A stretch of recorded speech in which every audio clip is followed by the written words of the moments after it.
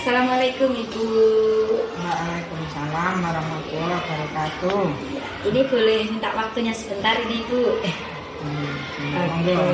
Hanya berbincang-bincang sedikit Ibu, ini seputar praktik pengambilan keputusan di SD sini, yaitu di SD Negeri Podosari. Nah ini Bu, kalau boleh tahu Ibu, cara Ibu mengidentifikasi kasus-kasus yang dihadapi ya, ini merupakan dilema etika atau merupakan bujukan moral. Gimana Ibu cara Ibu mengidentifikasi? Itu ya. Pertanyaan ini kok agak susah ya. Santai aja Ibu. Untuk pengambilan keputusan itu ya selama ini memang ada beberapa yang harus dipilah-pilah sih. Ada yang merupakan dilema etika maupun apa itu yang berhubungan dengan moral, itu memang kami identifikasi dulu. Identifikasi kemudian juga bisa dilihat dari beberapa sudut pandang sehingga tidak menimbulkan sesuatu yang banyak berbenturan. Oke, terima kasih Ibu. Lalu Ibu, kalau selama ini nih, bagaimana Ibu menjalankan pengambilan keputusan di SD Negeri Podosari ini, terutama kasus-kasus di mana ada kepentingan yang sama, benar, atau sama-sama mengandung nilai kebijakan. Jadi di sini saya hanya ingin tahu bagaimana Ibu menjalankan pengambilan keputusan itu. Untuk menjalankannya berarti ini sesudah saya mengambil keputusan. Ya, kalau apa sebelum? Mungkin apa nanti harapan Ibu atau dampak-dampaknya itu menjalankan pengambilannya itu ingin seperti apa? Itu. Iya. Karena biasanya suatu masalah itu diputuskannya itu kan namanya sedapat mungkin itu ya tidak tabrak-tabrakan gitu, sama-sama jalan. Tapi manakala ada yang harus mungkin harus terabaikan sedikit ya, kita prioritaskan yang dimentingkan ya, yang darurat lebih dahulu. Terus Ibu, kalau boleh tahu langkah-langkah atau prosedur yang seperti apa sih biasanya Ibu lakukan selama ini? Untuk prosedurnya biasanya saya punya konsep dulu. Ada seperti ini, kemudian kami bicarakan bersama. Dari konsepan saya itu saya bicarakan bersama-sama rekan guru, kemudian lebih luas lagi bersama teman-teman. Jadi intinya pertama ada konsep dulu ya, ya, ada konsep dulu. Jadi langkah selanjutnya bisa sesuai konsep tersebut. Terus Ibu, kira-kira hal-hal apa saja yang selama ini Ibu anggap efektif dalam pengambilan keputusan pada kasus-kasus dilema etika ini? Kalau kasusnya itu menyangkut hal yang pribadi, ya saya bicara dari kalau kasusnya itu harus diputuskan bersama-sama, kami bicarakan secara bersama-sama, banyak pendapat kalau baik. Jadi kalau itu menyangkut banyak diputuskan secara musyawarah, ya, kalau itu pribadi dari hati. Lalu Ibu, hal apa saja yang selama ini merupakan tantangan dalam pengambilan keputusan pada kasus-kasus dilema etika? Tantangan Ibu biasanya seperti apa? Biasanya itu yang membuat beban berat saya itu kalau sudah menyangkut masalah nasib seseorang. Masalah nasib itu ya banyak, masalah ada hubungannya dengan pencaharian, mata pencaharian, kemudian urusan-urusan keluarga. Oke, Ibu. Apakah Ibu memiliki sebuah tata cara atau jadwal tertentu dalam sebuah menyelesaikan kasus dilema? Atau Ibu langsung menyelesaikan di tempat? Atau Ibu memiliki jadwal khusus dalam menyelesaikan masalah-masalah yang dijalankan di sini? Itu juga tergantung dari jenis masalahnya. Ada masalah yang harus diselesaikan secara spontan.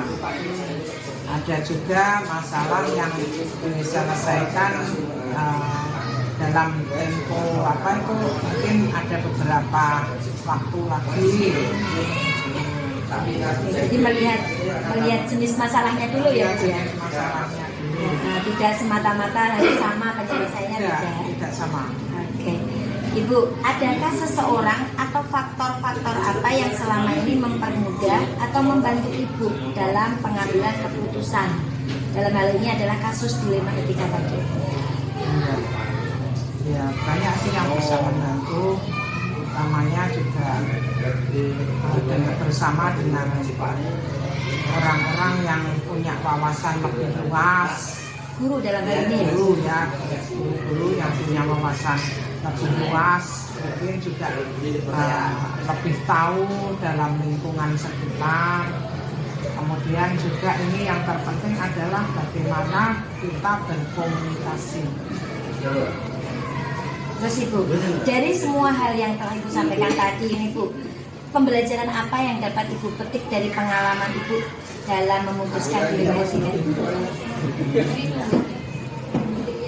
Banyak sih pembelajarannya, juga ada yang dalam keputusan ini mungkin tidak berkenan bagi orang lain, tentu saya akan merevisi lagi gitu. Kemudian kalau keputusan itu ternyata tepat, juga ya biasanya sih seringnya tepat gitu, seringnya tepat. Tapi tetap ini ya, memperhatikan perasaan orang lain.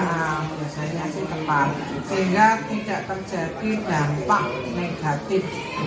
Jadi ibaratnya mengurangi dampak negatif untuk si dalam ini, gitu ya. utamanya dalam Hasil keputusan. ini apa ya? Bukan dalam kerjasama, dalam kerjasama sehari-hari, hubungan sosial dengan rekan-rekan atau dengan siapapun, tidak membawa dampak yang negatif. Ibu, terima kasih Ibu atas waktunya dan berbagi pengalaman praktik dalam memutuskan suatu keputusan untuk sekolah kaitannya dengan dilema etika ini. Semoga bisa bermanfaat untuk saya. Terima kasih Ibu.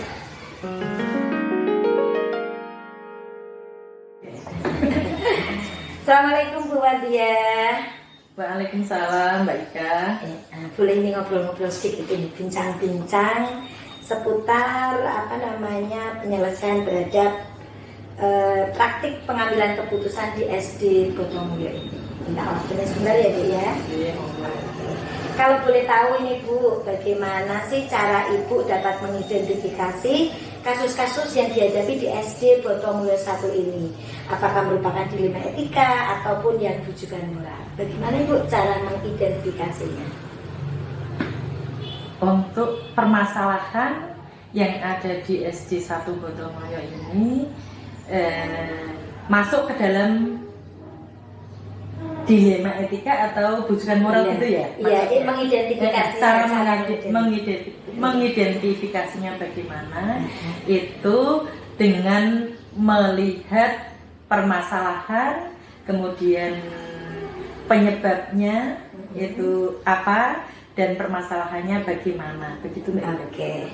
Selama ini Bu, Ibu menjalankan pengambilan keputusan di SD Negeri Botomulyo ini, terutama kasus-kasus di mana ada kepentingan yang sama-sama benar atau sama-sama mengandung nilai kebajikan ini, bagaimana Ibu cara mengambil keputusannya? Apakah sama atau bagaimana ini? Untuk pengambilan keputusan terhadap permasalahan yang ada di SD 1 Botomulyo Dilihat dari kita melihat dari kita membuat skala prioritas baik kan. Misalnya untuk permasalahannya itu kita lihat dari penyebabnya, kemudian kejadiannya bagaimana, kemudian kita tentukan langkah-langkah penyelesaiannya, dan untuk menentukan langkah tersebut perlu langkah segera ataupun bisa kita tunda menunggu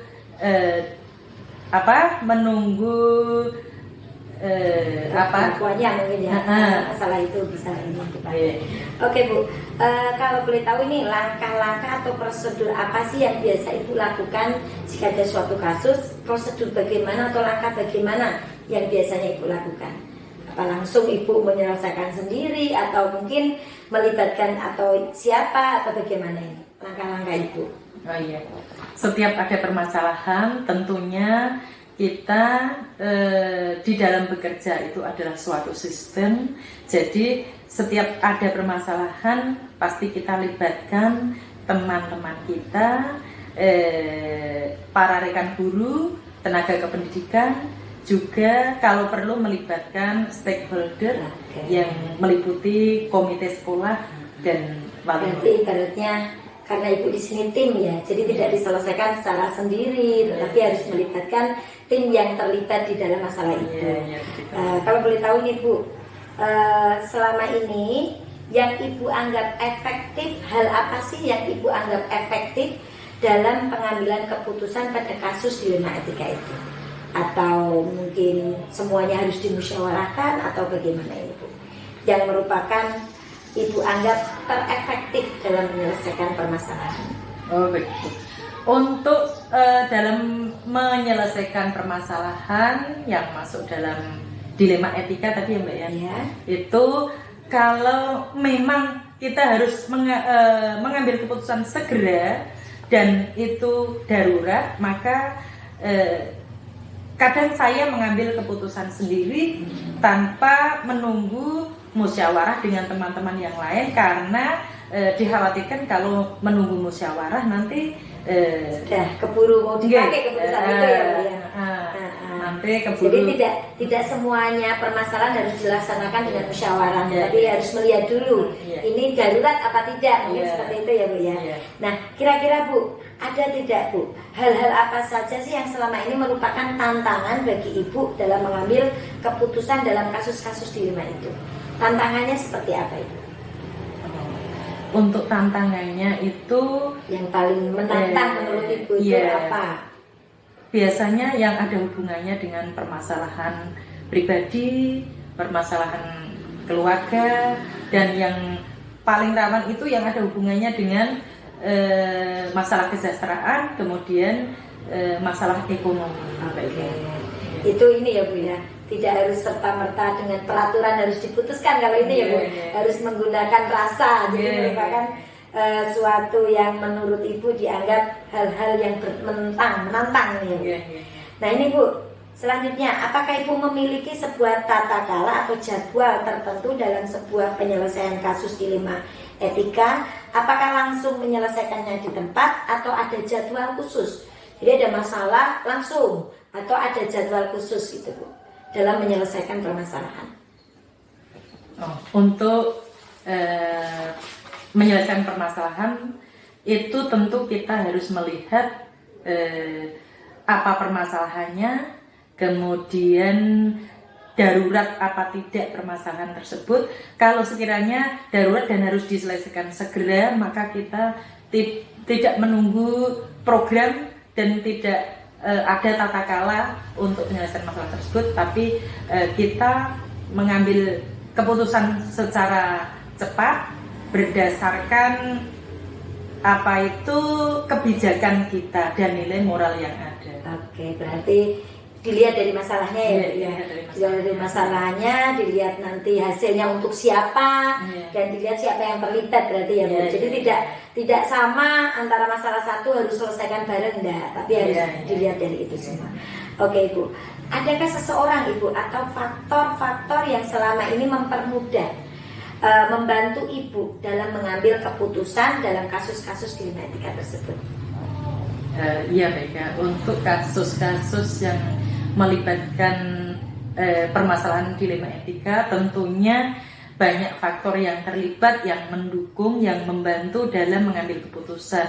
Di antaranya tim kerja kita, yaitu teman-teman guru terutama, kemudian tenaga kependidikan, dan bahkan kita kadang juga perlu dalam pengambilan keputusan itu meminta pendapat pengurus komite, bahkan kadang ada kalanya juga stakeholder atau wali murid.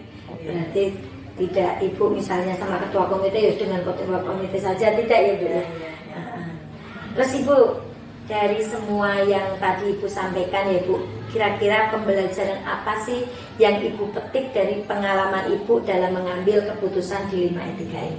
Mungkin ini bisa menjadi motivasi untuk saya. Untuk pelajaran yang bisa kita ambil dari permasalahan-permasalahan yang kita hadapi dalam hubungannya dengan dilema etika itu Mbak Ika, itu kita dalam menentukan atau mengambil keputusan itu harus bijak dan kemudian mengedepankan perasaan juga, di samping kita bertindak otoritas dan mempertahankan aturan-aturan yang ada. Jadi kita tetap menggunakan kebijakan, yaitu perasaan kita menjaga perasaan orang lain gitu. Berarti sebagai pemimpin tidak harus saya ini rajanya, tidak gitu ya Bu ya. Tetapi tetap ya Bu, kita harus menyelam dulu seperti apa sih lingkungan kita. Oke, terima kasih Ibu. Semoga pengalaman Ibu menambah wawasan bagi saya, juga memotivasi saya untuk bisa menjadi calon pemimpin yang mungkin lebih baik lagi. Amin. Terima kasih.